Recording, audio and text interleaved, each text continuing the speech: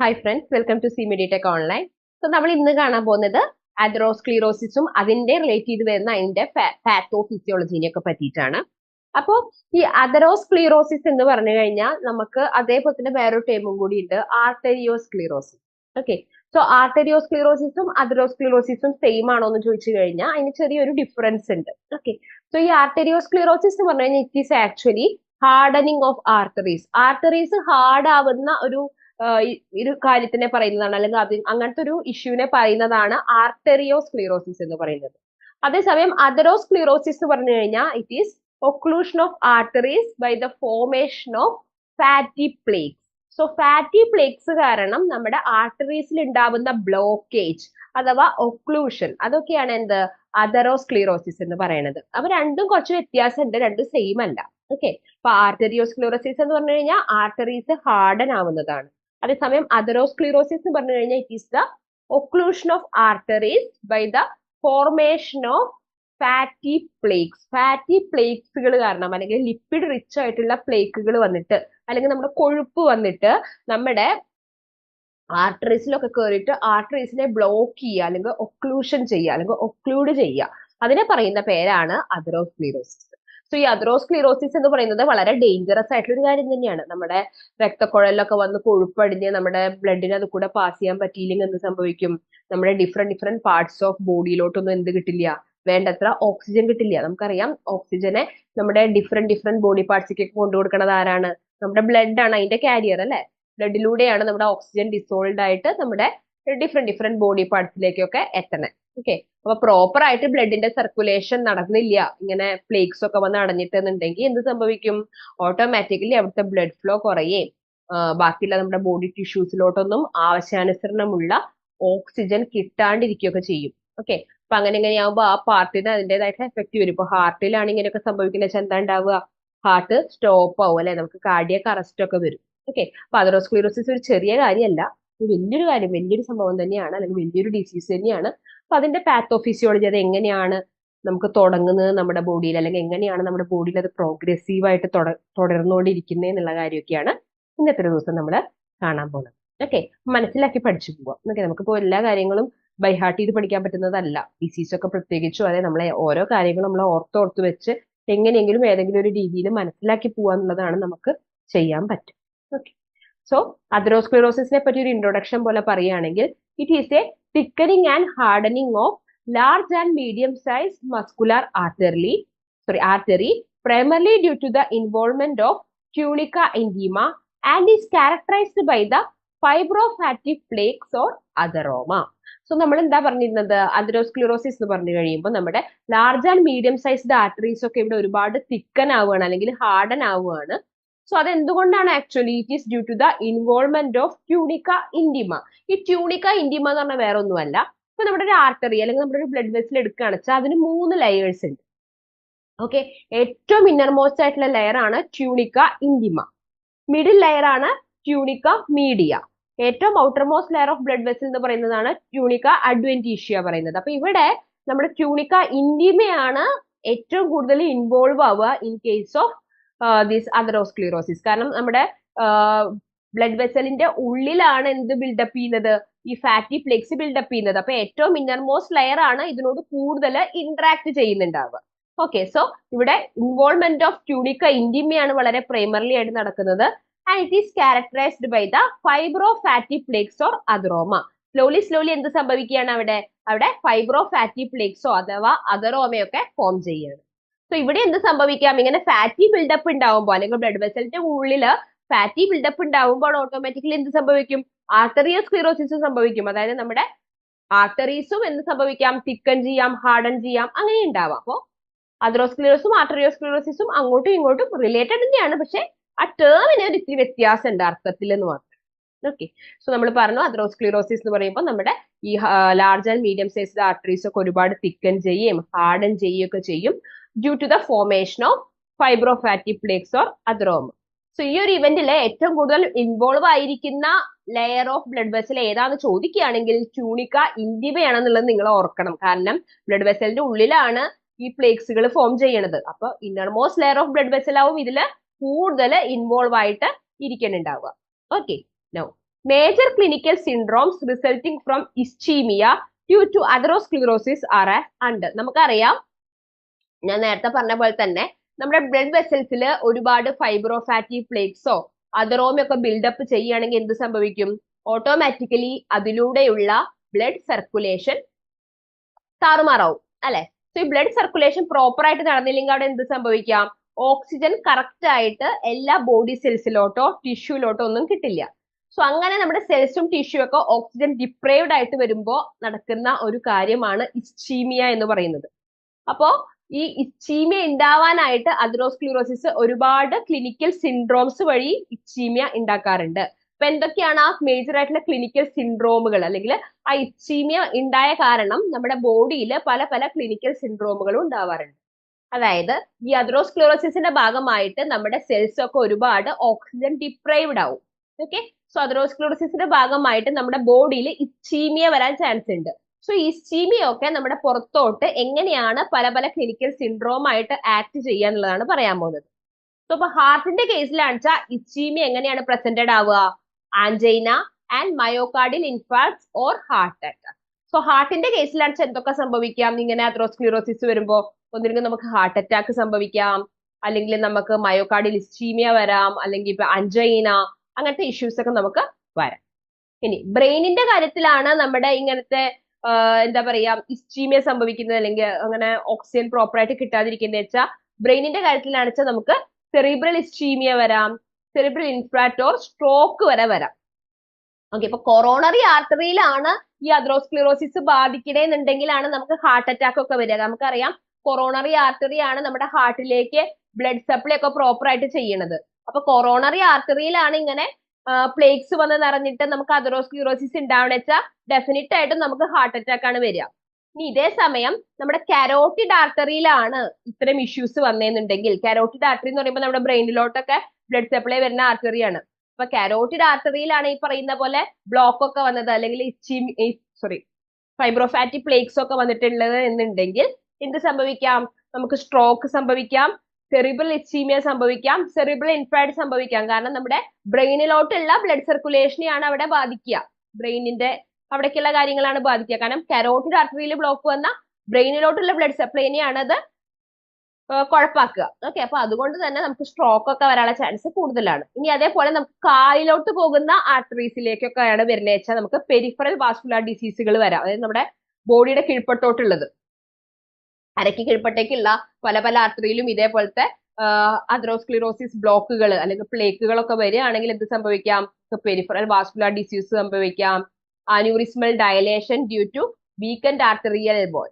Okay, നമുക്ക് ആർട്ടറീസിന്റെ wall ഭയങ്കര വീക്ക് ആയിട്ട് നമുക്ക് അന്യൂറിസ്മൽ ഡയലേഷനുകൾ സംഭവിക്കാം, ക്രോണിക് ഇസ്ചീമിക് ഹാർട്ട് ഡിസീസുകൾ വരാം, ഇസ്ചീമിക് എൻസെഫാലോപ്പതി വരാം, മിസെൻട്രിക് ആർട്ടറിയൽ ഒക്ലൂഷൻ വരാം. അങ്ങനെ ഒരുപാട് different types of clinical syndromes ഉണ്ടാവാൻ ചാൻസ് ഉണ്ട് അതറോസ്ക്ലിറോസിസിന്റെ ഭാഗമായിട്ട്. അപ്പോ ഈ അതറോസ്ക്ലിറോസിസ് എന്ന് പറഞ്ഞു കഴിഞ്ഞാൽ നമുക്ക് അറ്റാക്ക് മാത്രമേ വരുള്ളൂ എന്നുള്ളത് നമുക്ക് പറയാനായിട്ട് പറ്റില്ല.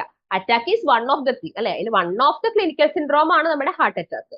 അല്ലാതെ സ്ട്രോക്കും ചിലപ്പോൾ അതുകൊണ്ട് വരാം, പെരിഫറൽ വാസ്കുലർ ഡിസീസ് അതുകൊണ്ട് വരാം, ഓവറോൾ സർക്കുലേഷൻ പ്രോബ്ലം ചിലപ്പോൾ അതുകൊണ്ട് വരാം. ഓക്കെ, അപ്പൊ ഇങ്ങനെ പല ഇഷ്യൂസ് ഉണ്ടാവാം. ഇന്റേണൽ ബ്ലീഡിങ്ങുകൾ വരാം, ചിലപ്പോൾ ഈ പ്ലേക്കുകളൊക്കെ റപ്ചർ ആയിട്ട് ഇന്റേണൽ ബ്ലീഡിങ്ങുകൾ സംഭവിച്ച് മരണം സംഭവിക്കാം, അങ്ങനെ ഉണ്ടാവും. അപ്പൊ പല പല രീതിക്കാണ് അതറോസ്ക്ലിറോസിസ് ക്ലിനിക്കലി പ്രസന്റഡ് ആവണം. അപ്പൊ ഇവിടെ ഇപ്പൊ നമ്മൾ അതറോസ്ക്ലിറോസിസ് എന്താന്നുള്ളത് പറഞ്ഞു. അത് കാരണം നമ്മുടെ ആർട്ടറീസിന്റെ തിക്കനിങ്ങോ ഹാർഡനിങ്ങോ ഒക്കെ സംഭവിക്കുന്നുള്ളത് പറഞ്ഞു. നമ്മുടെ ആർട്ടറീസിൽ ഒരുപാട് ഫൈബ്രോഫാറ്റി പ്ലേക്സ് ബിൽഡപ്പ് ആവുമെന്ന് പറഞ്ഞു. സോ ഇതിന്റെ ഒക്കെ ഭാഗമായിട്ട് ഇങ്ങനെ പ്ലേക്സ് ഒക്കെ ബിൽഡ് ആവുമ്പോൾ അവിടെ പ്രോപ്പർ ആയിട്ട് ബ്ലഡ് സർക്കുലേഷൻ നടക്കില്ല. സോ ഈ ബ്ലഡ് ക്യാരി ചെയ്ത് പോകുന്ന ഓക്സിജനെ എല്ലാ ടിഷ്യൂസിനും ഒരുപോലെ കിട്ടില്ല. സോ ഈ ടിഷ്യൂസിലും സെൽസിലും ഒക്കെ ഡെപ്രിവേഷൻ ഓഫ് ഓക്സിജൻ സംഭവിക്കാം. സോ അങ്ങനെ സംഭവിക്കുന്ന സമയത്ത് അതിനെ നമ്മൾ പറയുന്ന പേരാണ് ഇസ്ചീമിയ. സോ ഈ അതറോസ്ക്ലിറോസിസ് കാരണം ഉണ്ടാവുന്ന ഇസ്ചീമിയ നമ്മുടെ ബോഡിയിൽ പല പല രീതിയിലാവും ക്ലിനിക്കലി പ്രസന്റഡ് ആവുക. സോ ഹാർട്ടിന്റെ കേസിലാണെന്ന് വെച്ചാൽ ഹാർട്ട് അറ്റാക്ക് ആയിട്ട് അല്ലെങ്കിൽ മയോകാർഡിയൽ ഇൻഫാർക്ട്സ് ആയിട്ടൊക്കെ വരാം. ബ്രെയിനിന്റെ കേസിലാണെന്ന് വെച്ചാൽ സ്ട്രോക്കിന്റെ രൂപത്തിൽ വരാം, സെറിബ്രൽ ഇസ്ചീമിയ, സെറിബ്രൽ ഇൻഫാർക്ട്സ് ആയിട്ട് വരാം. ഇതൊന്നുമല്ല ബാക്കിയുള്ള ബോഡി പാർട്സിന്റെ കേസിലാണെന്ന് വെച്ചാൽ പെരിഫറൽ വാസ്കുലർ ഡിസീസ് ആയിട്ട് വരാം. പിന്നെ നമ്മുടെ chronic ischaemic heart disease, ischaemic encephalopathy, mesenteric arterial occlusion, അങ്ങനെ പല രീതിക്കാണ് നമ്മുടെ ഈ അതറോസ്ക്ലിറോസിസ് നമ്മുടെ ബോഡിയിൽ ക്ലിനിക്കൽ സിൻഡ്രോംസ് ആയിട്ട് പ്രസന്റഡ് ആവുന്നത്. ഓക്കെ, അപ്പൊ അത്രയും കാര്യമാണ് നമുക്കൊരു ഇൻട്രൊഡക്ഷൻ പോലെ പറയാൻ. അപ്പൊ ഇത്ര നേരം നമ്മൾ അതെറോസ്ക്ലിറോസിസിന്റെ ഒരു ഇൻട്രൊഡക്ഷൻ പോലത്തെ കാര്യങ്ങളൊക്കെയാണ് പറഞ്ഞത് അല്ലെ. സോ ഇനി നമുക്ക് നോക്കാം what are the risk factors in atherosclerosis. അതായത് നമുക്ക് അതെറോസ്ക്ലിറോസിസ് ഉണ്ടാക്കാൻ അല്ലെങ്കിൽ നമ്മളെ അതെറോസ്ക്ലിറോസിസിനോട് പ്രീഡിസ്പോസ് ചെയ്യുന്ന റിസ്ക് ഫാക്ടേഴ്സ് ഏതൊക്കെയാന്നുള്ളതാണ് നമ്മൾ പറയാൻ പോകുന്നത്. Okay, so first of all major risk factors. So major risk factors ഏതൊക്കെയാന്ന് ചോദിച്ചു കഴിഞ്ഞാൽ അതിൽ മോഡിഫയബിൾ റിസ്ക് ഫാക്ടേഴ്സും ഉണ്ട്, കോൺസ്റ്റിറ്റ്യൂഷണൽ ആയിട്ടുള്ള റിസ്ക് ഫാക്ടേഴ്സും ഉണ്ട്. സോ ഈ മോഡിഫയബിൾ റിസ്ക് ഫാക്ടേഴ്സ് എന്ന് പറഞ്ഞു കഴിഞ്ഞാൽ ഒരു പരിധി വരെ നമുക്ക് തന്നെ തടഞ്ഞു നിർത്താവുന്നതേ ഉള്ളൂ മോഡിഫയബിൾ റിസ്ക് ഫാക്ടേഴ്സ്. കാരണം അത് വന്നു കഴിഞ്ഞാൽ, അതായത് ആ ഒരു പർട്ടിക്കുലർ റിസ്ക് ഫാക്ടർ വന്നു കഴിഞ്ഞാൽ മെല്ലെ മെല്ലെ അതെറോസ്ക്ലിറോസിസ് ആവാം, അങ്ങനത്തെ കേസേ ഉള്ളൂ. അതേസമയം കോൺസ്റ്റിറ്റ്യൂഷണൽ റിസ്ക് ഫാക്ടേഴ്സ് എന്ന് പറഞ്ഞാൽ നമുക്ക് പാരമ്പര്യമായിട്ട് കിട്ടിയിട്ടുള്ള കുറച്ച് കാര്യങ്ങൾ കാരണം വരുന്ന അതെറോസ്ക്ലിറോസിസ്, അത് കാരണം ഉണ്ടാവുന്ന അതെറോസ്ക്ലിറോസിസ്. അതിലിപ്പോ നമുക്കൊന്നും ചെയ്യാൻ പറ്റില്ല അല്ലെ. നമുക്കിപ്പോ നമ്മുടെ പരമ്പര, നമ്മുടെ പണ്ടത്തെ ആൻസിസ്റ്റർമാരിൽ നിന്ന് കിട്ടുന്ന സാധനങ്ങൾ, ഇപ്പൊ നമുക്കറിയാം നമ്മുടെ പല സ്വഭാവങ്ങളും നമുക്ക് പണ്ടത്തെ ആൾക്കാരിൽ നിന്ന് കിട്ടിയതാണ്, അല്ലെങ്കിൽ നമ്മുടെ അച്ഛന്റെ അമ്മയുടെ നിന്നൊക്കെ കിട്ടിയതാണെന്നൊക്കെ നമ്മൾ പറയാറുണ്ട്. അതുപോലെ പാരമ്പര്യമായിട്ട് നമുക്ക് ചിലപ്പോൾ അതെറോസ്ക്ലിറോസിസും കിട്ടും. അപ്പൊ അതിലിപ്പോ നമുക്ക് വിശേഷിച്ചൊന്നും ചെയ്യാനില്ല. അതേസമയം ഈ മോഡിഫയബിൾ റിസ്ക് ഫാക്ടർ ഒക്കെ ഒരു പരിധി വരെ നമ്മുടെ കയ്യിലാണ്. ലൈഫ് സ്റ്റൈൽ ഡിസീസുകളാണ് അതിൽ കൂടുതൽ പറയുന്നത്. അപ്പൊ അതൊക്കെ നമ്മളൊന്ന് കൺട്രോൾ ചെയ്യുകയാണെങ്കിൽ നമുക്ക് ഈ അതെറോസ്ക്ലിറോസിസ് വരാണ്ടൊക്കെ രക്ഷപ്പെടാം. ഓക്കെ, അപ്പൊ മേജർ റിസ്ക് ഫാക്ടേഴ്സിനെ പറ്റി പറയാം. മോഡിഫയബിൾ ആയിട്ടുള്ള റിസ്ക് ഫാക്ടേഴ്സ് ഏതൊക്കെയാന്ന് വെച്ച് കഴിഞ്ഞാൽ ഡിസ്ലിപ്പിഡീമിയ, വേറെ ഒന്നുമല്ല നമ്മുടെ കൊളസ്ട്രോൾ കൂടുന്നത് അല്ലെ. നമ്മുടെ കൊളസ്ട്രോൾ അതിപ്പോ നമ്മുടെ കയ്യിൽ തന്നെയാണ് ഇരിക്കണേ. നമ്മൾ ഒരുപാട് കൊഴുപ്പടങ്ങിയ ഭക്ഷണങ്ങൾ കഴിക്കുക, അല്ലെങ്കിൽ നമ്മളിപ്പോ നമുക്കുള്ള അസുഖങ്ങളെ, ഉള്ള ലൈഫ് സ്റ്റൈൽ ഡിസീസിന്റെ ഒക്കെ കാര്യാക്കാണ്ട് മരുന്നൊന്നും കഴിക്കാണ്ട് ഇങ്ങനെ വെറുതെ വിടുകയാണെങ്കിൽ മെല്ലെ മെല്ലെ നമുക്ക് ഡിസ്ലിപ്പിഡീമിയ വരാം. ഇപ്പൊ കൊളസ്ട്രോൾ ഉണ്ട് നമുക്കെന്ന് കേട്ടിട്ടുണ്ടെങ്കിൽ നമ്മൾ എന്ത് ചെയ്യണം? ആ കൊളസ്ട്രോള് കുറയ്ക്കാനുള്ള വഴികൾ എന്തൊക്കെയാന്നുള്ളത് നമ്മൾ നോക്കണം. ഇപ്പൊ ട്രൈഗ്ലിസറൈഡിന്റെ ലെവൽ കൂടുതലാണ്, VLDL-ന്റെ ലെവൽ കൂടുതലാണെന്നൊക്കെ നമുക്ക് ചിലവരുടെ കേസിൽ കേൾക്കാറുണ്ട്. അപ്പൊ അത് കുറയ്ക്കാൻ എന്താ ചെയ്യാൻ പറ്റുക വെച്ചാൽ അത് ചെയ്യാം. അപ്പൊ അങ്ങനെ ചെയ്തു കഴിഞ്ഞാൽ ഈ ഡിസ്ലിപ്പിഡീമിയ ഒന്നും ഉണ്ടാവില്ല. ഈ ഡിസ്ലിപ്പിഡീമിയ ഇങ്ങനെ നിൽക്കുകയാണെങ്കിൽ ഒരു പക്ഷെ അത് അതെറോസ്ക്ലിറോസിസിനോട് കാരണം ആവാം. ഓക്കെ, അപ്പൊ അത് is one of the modifiable risk factor. പിന്നെ ഹൈപ്പർ ടെൻഷൻ, നമുക്ക് പ്രഷർ ഒക്കെ ഒരുപാട് ഉണ്ടെങ്കിൽ അതും എന്തിന് കാരണമാവാം? അതെറോസ്ക്ലിറോസിസിന് കാരണം. മൂന്നാമത് ഡയബറ്റീസ് മെലിറ്റസ്, നമുക്ക് ഡയബറ്റീസ് ഉണ്ട് എന്നുണ്ടെങ്കിൽ നമുക്ക് എന്ത് സംഭവിക്കാം? ചിലപ്പോൾ അത് അതെറോസ്ക്ലിറോസിസിലോട്ട് എത്തിപ്പെടാം. പിന്നെ എന്ന് പറഞ്ഞു കഴിഞ്ഞാൽ സ്മോക്കിംഗ്, നമ്മൾ സ്മോക്കിംഗ് ചെയ്യുന്ന സമയത്ത് നമുക്ക് ഒരുപാട് ഫ്രീ റാഡിക്കൽ ജനറേഷനും അങ്ങനത്തെ കാര്യങ്ങളൊക്കെ ഇപ്പൊ നമ്മുടെ ബോഡിയിൽ സംഭവിക്കാം. സോ അതുകൊണ്ട് അവിടെ എന്ത് സംഭവിക്കാം? എൻഡോത്തീലിയൽ ഡിസ്ഫങ്ഷനും അതേപോലെ തന്നെ പ്ലേക്ക് ഫോർമേഷനും ഒക്കെ വരാനുള്ള ചാൻസ് ഉണ്ട്. അപ്പൊ അതും ഒക്കെ നമ്മുടെ കയ്യിലുള്ള കാര്യങ്ങളാണല്ലേ, അതൊക്കെ നമ്മുടെ ലൈഫ് സ്റ്റൈൽ കാര്യങ്ങളാണ്. അപ്പൊ അതൊക്കെ ഒന്ന് നന്നായി മോഡിഫൈ ചെയ്യുകയാണ് എന്നുണ്ടെങ്കിൽ നമുക്ക് ഈ പറഞ്ഞ അസുഖത്തിൽ നിന്നൊക്കെ രക്ഷപ്പെടാം. സോ ഈ dyslipidaemia, hyper tension, diabetes mellitus and smoking എന്ന് പറയുന്നത് മോഡിഫയബിൾ ആയിട്ടുള്ള മേജർ റിസ്ക് ഫാക്ടേഴ്സ് ഓഫ് അതെറോസ്ക്ലിറോസിസ്. ഇനി കോൺസ്റ്റിറ്റ്യൂഷണൽ റിസ്ക് ഫാക്ടർ, ഇത് ഞാൻ പറഞ്ഞു നമുക്ക് പാരമ്പര്യമായിട്ട് നമ്മുടെ ആൾക്കാർ തന്നിട്ട് പോയ കാര്യമാണ്. ഇതിൽ നമുക്ക് വിശേഷിച്ചൊന്നും ചെയ്യാനില്ല. പക്ഷെ എന്നാലും നമുക്ക് ട്രൈ ചെയ്യാം, പല പല എക്സസൈസുകൾ ചെയ്തിട്ടോ അങ്ങനെയൊക്കെ നമുക്ക് രക്ഷപ്പെടാൻ നോക്കാം. പക്ഷെ എന്നാലും കോൺസ്റ്റിറ്റ്യൂഷണൽ ആയിട്ടുള്ള റിസ്ക് ഫാക്ടർ ആണ്. That means the factors which we will be getting hereditary from our previous generations. So ഒന്നതിൽ ഏജ്, ചിലപ്പോൾ നമ്മുടെ പ്രായം കൊണ്ട് നമുക്ക് അങ്ങനെ സംഭവിക്കാം. നമ്മുടെ പ്രായം ചിലപ്പോൾ അതിനൊരു ഫാക്ടർ ആവാം. പിന്നെ സെക്സ്, നമ്മളിപ്പോ മെയിൽ ആണോ ഫീമെയിൽ ആണോ അതും ചിലപ്പോൾ ഒരു കാരണമാവാം. പിന്നെ ജനറ്റിക് ഫാക്ടേഴ്സ്, ഇപ്പൊ നമ്മുടെ കുടുംബത്തിൽ ആർക്കെങ്കിലും ഒക്കെ ഇങ്ങനെ കൊളസ്ട്രോളിന്റെ ഇഷ്യൂസ് ഒക്കെ ഉണ്ടെങ്കിൽ ഒരു പക്ഷേ ചില കഷ്ടകാലത്തിന് നമുക്ക് ഇങ്ങനെ അത് നമ്മുടെ ജീൻസിലൂടെ പാസ് ചെയ്ത് നമുക്ക് വരാം. പിന്നെ ഫാമിലിയൽ ആൻഡ് റേഷ്യൽ ഫാക്ടേഴ്സ്, എന്ന് പറയുമ്പോൾ ചില പർട്ടിക്കുലർ റേസസിൽ കൊളസ്ട്രോളിന്റെ ഇത് കൂടുതൽ ഉണ്ടാവാം. ചില പർട്ടിക്കുലർ എന്താ പറയാ ഫാമിലി ആയിട്ട് കിട്ടുന്നത്, നമ്മൾ പറഞ്ഞ പോലെ പാരമ്പര്യമായിട്ട് കിട്ടുന്ന ഇഷ്യൂസ് ഒക്കെ ഉണ്ടാവാം. സോ ഇത്രയും കാര്യങ്ങളൊക്കെയാണ് എന്ത് കോൺസ്റ്റിറ്റ്യൂഷണൽ റിസ്ക് ഫാക്ടേഴ്സ് ഓഫ് അതെറോസ്ക്ലിറോസിസ് എന്ന് പറയാൻ പറ്റുള്ളൂ. സോ ജനറ്റിക് ഫാക്ടേഴ്സ് എന്ന് പറയുമ്പോൾ നമ്മുടെ ജീൻസിൽ തന്നെ ഇൻബിൽട്ട് ആയിട്ടുള്ള ഒരു പ്രീഡിസ്പോസിംഗ് ആയിട്ടുള്ള ഒരു റിസ്ക്. ഓക്കെ, അതൊക്കെ നമുക്ക് ജനറ്റിക് ഫാക്ടേഴ്സ് ആയിട്ട് പറയാം. ഫാമിലിയൽ ആൻഡ് റേഷ്യൽ എന്ന് പറയുകയാണെങ്കിൽ നമുക്ക് ഫാമിലി പരമായിട്ട് കിട്ടി വരുന്നത്, പാരമ്പര്യമായിട്ട് നമ്മുടെ കുടുംബത്തിൽ എല്ലാവർക്കും കൊളസ്ട്രോൾ ഒക്കെ ഉണ്ടെങ്കിൽ ഒരു പക്ഷെ നമുക്കും വരാം. റേഷ്യൽ ഫാക്ടേഴ്സ് എന്ന് പറയുമ്പോൾ ഒരു പർട്ടിക്കുലർ റേസിൽ കൂടുതലായിട്ട് കൊളസ്ട്രോളിന്റെ ഇഷ്യൂസ് കാണുന്നതിനെയാണ് നമ്മൾ റേഷ്യൽ ഫാക്ടേഴ്സ് എന്ന് പറയുന്നത്. രണ്ടാമതായിട്ട് നമുക്ക് emerging risk factors. So risk factors ആയിട്ട് മാറാവുന്ന കാര്യങ്ങൾ. Okay, so first of all എൻവയോൺമെന്റൽ ഇൻഫ്ലുവൻസസ്. ഇപ്പൊ നമ്മൾ ഒരുപാട് ഇങ്ങനെ എയർ പൊല്യൂഷനോട് എക്സ്പോസ്ഡ് ആവുകയാണ്, അല്ലെങ്കിൽ നമ്മൾ ഒരുപാട് ഇങ്ങനെ, നമ്മൾ ചിലപ്പോൾ സിഗരറ്റ് വലിക്കുന്ന ആളാവില്ലായിരിക്കാം, പക്ഷെ നമ്മൾ ഒരുപാട് ടൊബാക്കോ സ്മോക്കിനോടൊക്കെ എക്സ്പോസ്ഡ് ആവുകയാണ്, അല്ലെങ്കിൽ ഒരുപാട് ഹൈഡ്രോ കാർബൺ അങ്ങനത്തെ പൊല്യൂട്ടന്റ് ആയിട്ടുള്ള കാര്യങ്ങളോടൊക്കെ എക്സ്പോസ്ഡ് ആവുന്ന ആൾക്കാരാണെങ്കിൽ ഒരു പക്ഷെ നമുക്ക് മെല്ലെ മെല്ലെ അതറോസ്ക്ലീറോസിസ് ഉണ്ടാവാം. സോ എൻവയോൺമെന്റൽ ഫാക്ടേഴ്സ് അല്ലെങ്കിൽ എൻവയോൺമെന്റൽ ഇൻഫ്ലുവൻസസും അതറോസ്ക്ലീറോസിസിന് കാരണമാവാം. രണ്ടാമത് ഒബസിറ്റി. ഈ ഒബസിറ്റി എന്ന് പറഞ്ഞാൽ വേറെ ഒന്നുമല്ല, അതാണ് മറ്റേ ലാക്ക് ഓഫ് ഫിസിക്കൽ ആക്ടിവിറ്റി. ഇപ്പൊ ഫിസിക്കലി ഇനാക്ടിവിറ്റി ഒബസിറ്റി ഒരേ കാര്യം തന്നെയാണ്. ഫിസിക്കലി നമ്മൾ ഒട്ടും ആക്റ്റീവ് അല്ല, നമ്മളിങ്ങനെ ഫുഡ് കഴിക്കണു, സോഫയിൽ കയറി ഇരിക്കുന്നു, വീണ്ടും ഫുഡ് കഴിക്കണു, വീണ്ടും വെറുതെ സോഫയിൽ ഇരിക്കണു, ഒരു എക്സസൈസും ചെയ്യുന്നില്ല, നടക്കാൻ പോണില്ല, ഇരുന്ന് വർക്ക് ചെയ്യണു, ഇങ്ങനെയാണെങ്കിൽ നമുക്ക് എന്ത് സംഭവിക്കാം? ഫിസിക്കലി നമ്മൾ ഇനാക്റ്റീവ് ആണെന്ന് നമുക്ക് പറയാൻ പറ്റും. സോ അങ്ങനെ ഫിസിക്കലി നമ്മൾ ഇനാക്റ്റീവ് ആയി കഴിഞ്ഞു കഴിഞ്ഞാൽ നമ്മൾ ഈ കഴിക്കുന്ന ഭക്ഷണമൊക്കെ ഫാറ്റ് ആയിട്ട് കൺവേർട്ട് ചെയ്തിട്ട് നമ്മൾ എന്തായി മാറും? ഒബീസ് ആയി മാറും. ഓക്കെ, സോ ഒബീസ് ആയി മാറിക്കഴിഞ്ഞാൽ ഓട്ടോമാറ്റിക്കലി എന്ത് സംഭവിക്കും? നമ്മുടെ ബോഡിയിൽ ഒരുപാട് ഫാറ്റ് ഡെപ്പോസിഷൻസ് നടക്കാം. സോ ഈ ഫാറ്റ് ഡെപ്പോസിഷൻസ് ചിലപ്പോൾ ആർട്ടറീസിലോട്ടൊക്കെ ആവും നടക്കുന്നുണ്ടാവുക. സോ അങ്ങനെ മെല്ലെ മെല്ലെ നമുക്ക് അതറോസ്ക്ലീറോസിസ് വരാം. ഓക്കെ, ഇനി ഹോർമോൺസ് എങ്ങനെയാണെന്ന് പറഞ്ഞു കഴിഞ്ഞാൽ ഈസ്ട്രജൻ ഡെഫിഷ്യൻസി. ഈസ്ട്രജൻ പ്രോപ്പർ ആയിട്ട് ഉണ്ടെങ്കിൽ നമുക്ക് ഒരുവിധമൊക്കെ നമ്മുടെ ബോഡിയിലെ ഈ LDL ലെവൽ കുറയ്ക്കാനൊക്കെ ആയിട്ട് പറ്റും. ഇപ്പൊ നമ്മുടെ ആഫ്റ്റർ നമ്മുടെ അല്ലെങ്കിൽ നമ്മുടെ പീരീഡ്സ് അല്ലെങ്കിൽ നമ്മുടെ പോസ്റ്റ് മെനോപോസ് കഴിയുമ്പോൾ ഫീമെയിൽ ബോഡിയിലൊക്കെ എന്ത് സംഭവിക്കാം? ഈസ്ട്രജന്റെ അളവൊക്കെ ഒരുപാട് കുറയാറുണ്ട്. ഇപ്പൊ പ്രോപ്പർ ആയിട്ട് നമുക്ക് ഫാറ്റിന്റെ മെറ്റബോളിസങ്ങളൊന്നും പ്രോപ്പർ ആയിട്ട് നടക്കാതിരിക്കാനും മെല്ലെ മെല്ലെ നമുക്ക് ഇങ്ങനെ കൊളസ്ട്രോളിന്റെ ഇഷ്യൂസ് ഒക്കെ വരാനൊക്കെ ചാൻസ് ഉണ്ട്. ഇപ്പൊ ഈസ്ട്രജൻ പ്രോപ്പർ ആയിട്ടുണ്ടെങ്കിൽ ഇഷ്യൂ ഒന്നുമില്ല. ഈസ്ട്രജൻ ഡെഫിഷ്യൻസി കാരണം ഒരു പക്ഷെ നമുക്ക് എന്ത് സംഭവിക്കാം? പറഞ്ഞ അതറോസ്ക്ലീറോസിസിലോട്ടൊക്കെ നമ്മൾ എത്തിപ്പെടാം.